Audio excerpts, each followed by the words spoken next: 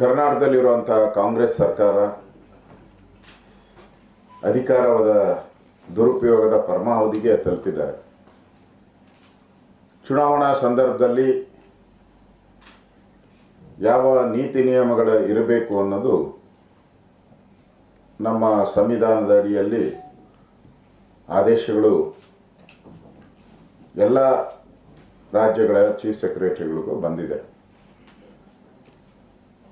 ಯಾರು ಈ ಆದೇಶಗಳನ್ನು ಪಾಲನೆ ಮಾಡಬೇಕು,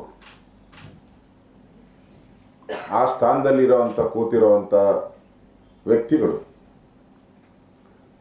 ಇವತ್ತು ಕಾಂಗ್ರೆಸ್ಸಿನ ಕೈಗೊಂಬೆಗಳಾಗಿ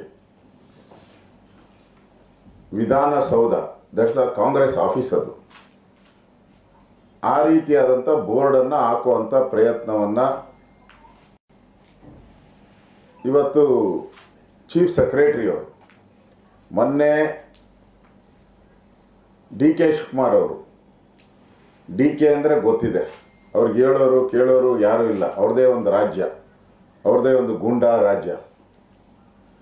ವಿಧಾನಸೌಧದಲ್ಲೇ ಕಾಂಗ್ರೆಸ್ ಪಾರ್ಟಿಯ ಸೇರ್ಪಡೆಯನ್ನು ಮಾಡಿದ್ರು, ಕಾಂಗ್ರೆಸ್ ಪಾರ್ಟಿಗೆ ಸೇರ್ಪಡೆ ಕಾರ್ಯಕ್ರಮ ಮಾಡಿದ್ರು. ವಿಧಾನಸೌಧದ ಒಳಗಡೆ ಚೇಂಬರಲ್ಲಿ ಚೀಫ್ ಸೆಕ್ರೆಟರಿಯವರು ನಮ್ಮ ಪಾರ್ಟಿಯಿಂದ ಅಪ್ಲಿಕೇಶನ್ ಕೊಟ್ಟಾಗ, ದೂರು ಕೊಟ್ಟಾಗ ಇದು ಅಪರಾಧ, ಇದರ ಮೇಲೆ ಕ್ರಮ ತೆಗೆದುಕೊಳ್ತೀನಿ ಅಂದರು.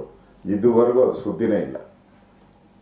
ವಿಧಾನಸೌಧದಲ್ಲಿ ಇವತ್ತು ಕಾಂಗ್ರೆಸ್ ಅವರು ವಿಧಾನಸೌಧದ ಮುಂಭಾಗದಲ್ಲಿ ಚುನಾವಣೆ ನಡೆಯುವಂಥ ಸಂದರ್ಭದಲ್ಲಿ, ಅದು ಸರ್ಕಾರದ ಆವರಣ, ಅದು ಅಲ್ಲಿ ಪ್ರತಿಭಟನೆಯನ್ನು ಮಾಡ್ತಾ ಇರುವಂಥದ್ದು, ಇದಕ್ಕೆ ಅನುಮತಿ ಕೊಟ್ಟಂಥ ಚೀಫ್ ಸೆಕ್ರೆಟರಿ ಮೇಲೆ ಕಾನೂನು ರೀತಿ ಕ್ರಮ ತೆಗೆದುಕೊಳ್ಬೇಕು ಅಂತೇಳಿ ಚುನಾವಣಾ ಆಯೋಗಕ್ಕೆ ನಾವು ದೂರನ್ನು ಕೊಡ್ತಾ ಇದ್ರಿ.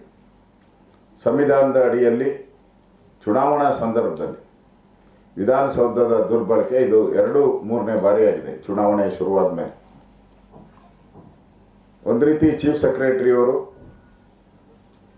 ಕಾನೂನನ್ನು ಪಾಲನೆ ಮಾಡದೆ ಕಾಂಗ್ರೆಸ್ ಸರ್ಕಾರ ಏನು ಹೇಳುತ್ತೆ ಅದನ್ನು ಮಾಡ್ತಾ ಇರೋದು ನೋಡಿದ್ರೆ ಇವ್ರ ಮೇಲೆ ಚುನಾವಣಾ ಆಯೋಗ ಕೂಡಲೇ ಶಿಸ್ತಿನ ಕ್ರಮ ತೆಗೆದುಕೊಳ್ಬೇಕು ಅಂತೇಳಿ ನಾನು ವಿರೋಧ ಪಕ್ಷದ ನಾಯಕನಾಗಿ ಆಗ್ರಹವನ್ನು ಮಾಡ್ತಾ ಇದ್ದೀನಿ. ಇನ್ನು ಈ ಕಾಂಗ್ರೆಸ್ ಅವರು, ಈ ಮಾನಗೆಟ್ಟ ಕಾಂಗ್ರೆಸ್ ಅವರು ನಿನ್ನೆ ಸುಪ್ರೀಂ ಕೋರ್ಟಲ್ಲಿ ಒಂದು ಬರದ ಸಂಬಂಧಪಟ್ಟಂಥ ಕೇಸ್ ನಡೀತಾ ಇತ್ತು. ಇದೇ ರಾಜ್ಯ ಸರ್ಕಾರ ಕೇಸನ್ನು ಹಾಕಿತ್ತು. ಈಗಾಗಲೇ ಸೆಂಟ್ರಲ್ ಗೌರ್ಮೆಂಟು ಈ ಬರದ ಹಣ ಬಿಡುಗಡೆ ಮಾಡುವಂಥ ವಿಚಾರವಾಗಿ ಚುನಾವಣಾ ಆಯೋಗಕ್ಕೆ ಪತ್ರವನ್ನು ಬರೆದಿತ್ತು. ಇದು ನಾರ್ಮಲ್ ಕೋರ್ಸಸ್, ಏನೇ ಇದ್ದರೂ ಕೂಡ ಯಾವುದೇ ಈ ಅನುದಾನಗಳ ಬಿಡುಗಡೆ ಆಗಬೇಕಾದ್ರೆ ಪ್ರೋಸೆಸ್ ಇದೆ, ಸರ್ಕಾರದ ನೀತಿ ನಿಯಮಗಳಿದೆ, ಅದರ ಪ್ರಕಾರ ಬಿಡುಗಡೆ ಮಾಡುವಂಥದ್ದಕ್ಕೆ ಅನುಮತಿಯನ್ನು ಕೇಳಿತ್ತು. ಮತ್ತು ಅದನ್ನು ಮಾನ್ಯ ನಮ್ಮ ಗೌರವಾನ್ವಿತ ಕೇಂದ್ರ ಸಚಿವರಾದಂಥ ನಿರ್ಮಲಾ ಸೀತಾರಾಮನ್ ಅವರು 16 ಬಾರಿ ಪತ್ರಿಕಾ ಮಾಧ್ಯಮದಲ್ಲಿ ಹೇಳಿಕೆಯನ್ನು ಕೊಟ್ಟಿದ್ದಾರೆ. ನಾವು ಈ ಥರ ಪರ್ಮಿಷನನ್ನು ಕೇಳಿದ್ರಿ, ಫೈನಾನ್ಸ್ ಡಿಪಾರ್ಟ್ಮೆಂಟ್ ಅವರು ಅನುಮತಿ ಕೊಟ್ಟ ತಕ್ಷಣ ಬರಕ್ಕೆ ಸಂಬಂಧಪಟ್ಟಂತೆ ಎಲ್ಲ ರಾಜ್ಯಗಳಿಗೂ ಏನು ಅನುದಾನವನ್ನು ಬಿಡುಗಡೆ ಮಾಡಬೇಕು ಅದನ್ನು ಬಿಡುಗಡೆ ಮಾಡ್ತೀರಿ ಅಂತ ಹೇಳಿತ್ತು. ನಿನ್ನೆ ಸುಪ್ರೀಂ ಕೋರ್ಟಲ್ಲಿ ನಡೀತಾ ಇರುವಂಥ ಕೇಸ್ ಸಂದರ್ಭದಲ್ಲಿ ನಮ್ಮ ಅಟಾರ್ನಿ ಜನರಲ್ ಅವರು ಕೇಸ್ ಪ್ರಾರಂಭ ಆದಾಗೆ ತಮ್ಮ ಹೇಳಿಕೆಯನ್ನು ದಾಖಲು ಮಾಡಿದ್ದಾರೆ. ನೋಡಿ, ನಾವು ಕೇಳಿದ್ರಿ ಚುನಾವಣಾ ಆಯೋಗಕ್ಕೆ, ಚುನಾವಣಾ ಆಯೋಗ ನಮಗೆ ಅನುಮತಿಯನ್ನು ಕೊಟ್ಟಿದೆ, ಡೀಲ್ ಮಾಡಿ, ಇದ್ರ ಬಗ್ಗೆ ನೀವು ಸರ್ಕಾರದ ನೀತಿ ನಿಯಮಗಳ ಅಡಿಯಲ್ಲಿ ಅದಕ್ಕೆ ಹೇಗೆ ಮಂಜೂರಾತಿ ಮಾಡ್ಬೋದು, ಏನು ಮಾಡ್ಬೋದು ಅನ್ನೋದ್ರ ಬಗ್ಗೆ ನೀವು ಅದನ್ನು ಡೀಲ್ ಮಾಡಿ ಅನ್ನೋ ಥರನೇ ಕೊಟ್ಟಿದ್ದಾರೆ. ಅದನ್ನು ನಮ್ಮ ಸಾಲಿಸಿಟರ್ ಜನರಲ್ ಅವರು ಗೌರವಾನ್ವಿತ ನ್ಯಾಯಾಲಯದ ಗಮನಕ್ಕೆ ತಂದಿದ್ದಾರೆ. ಈಗ ಪರ್ಮಿಷನ್ ಕೊಟ್ಟಿದ್ದಾರೆ, ನಾವು ಕೂಡ ಇದ್ರ ಬಗ್ಗೆ ಕ್ರಮಗಳನ್ನು ತೆಗೆದುಕೊಳ್ತೀವಿ, ಸಮಥಿಂಗ್ ವಿಲ್ ಹ್ಯಾಪನ್ ಅಂತಲೇ ಸ್ಟೇಟ್ಮೆಂಟ್ ಕೊಟ್ಟಿದ್ದಾರೆ ಅವರು. ಅದನ್ನು matter around the next Monday by which time something will happen ಅಂತ ಹೇಳಿದ್ದಾರೆ. ಇಷ್ಟೇ ಹೇಳಿರೋದು. ನಾನು ಕೋರ್ಟ್ ನಡೆದಿರೋ ಪ್ರೊಸೀಡಿಂಗ್ಸ್ನ ಓದ್ತಾ ಇದ್ದೀನಿ, ಹೇಳಿದ್ದೀನಿ ನಿಮಗೆ.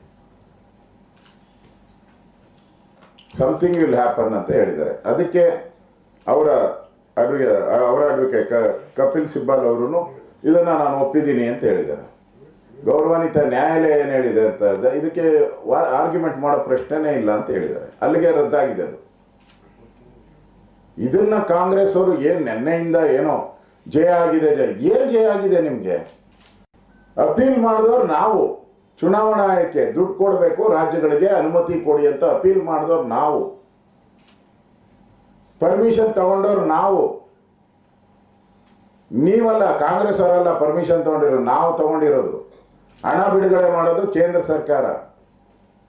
ಅಟಾರ್ನಿ ಜನರಲ್ ಅವರು ನಾವು ಅವ್ರು ಕೊಡ್ತೀನಿ ಅಂತ ಹೇಳಿದ್ದಾರೆ. ಇದ್ರಲ್ಲಿ ನಿಮ್ದೇನಪ್ಪ ಪಾತ್ರ ಬರ್ತೈತೆ? ಈ ಮಾನಗೆಟ್ಟ ಕಾಂಗ್ರೆಸ್ ಅವ್ರು ನನ್ನ ಏನು ಪ್ರೆಸ್ ಮೀಟಲ್ಲಿ ಹೇಳಿದ್ರು, ಅದು ಏನು ಜಯ ಆಯಿತು ನಿಮಗೆ? ಏನು ವಾದ ಮಾಡಿದಾರ? ನೀವು ಇಟ್ಟಿದ್ರಲ್ಲ ಲಾಯರು, ಏನೋ ವಾದ ಮಾಡಿದ್ದೀರನಪ್ಪ ಅಲ್ಲಿ? ಏನು ವಾದ ಮಾಡಿದ್ರೆ ಹೇಳಿ, ಒಂದು ವರ್ಡ್ ಹೇಳಿ. ಡೈರೆಕ್ಟಾಗಿ ಹೇಳಿದ್ದಾರೆ, ಕೇಂದ್ರ ಸರ್ಕಾರ ಏನು ಮಾಡ್ತಾ ಇದೆ ಅದಕ್ಕೆ ಸರ್ವಸಮ್ಮತಿ ಅಂತ ಹೇಳಿದ್ದಾರೆ. ನಿಮ್ಮ ಲಾಯರು ವಾದ ಮಾಡಿದಾರಾ? ಅನ್ಯಾಯ ಆಗಿದೆ ಅಂತ ವಾದ ಮಾಡಿದಾರಾ? ತಪ್ಪಾಗಿದೆ ಅಂತ ವಾದ ಮಾಡಿದಾರಾ? ಕೇಂದ್ರ ಸರ್ಕಾರ ಇದಕ್ಕೆ ತೊಂದರೆ ಕೊಟ್ಟಿದ್ದಾರೆ ಅಂತ ವಾದ ಮಾಡಿದಾರಾ? ಏನಿಲ್ಲಲ್ಲ, ಇದರಲ್ಲಿ ಕ್ಲಿಯರ್ ಆಗಿದೆ ನೋಡಿ. ಆರ್ಡರ್ ಕಾಪಿನೂ ನಿಮಗೆ ಸರ್ಕ್ಯುಲೇಟ್ ಮಾಡ್ತೀನಿ, ನಾನು ನಿಮಗೆ ಆರ್ಡರ್ ಕಾಪಿನೂ ಸರ್ಕ್ಯುಲೇಟ್ ಮಾಡ್ತೀನಿ. ಇಷ್ಟೇ ಆಗಿರೋದು. ಇವತ್ತು ನೀವು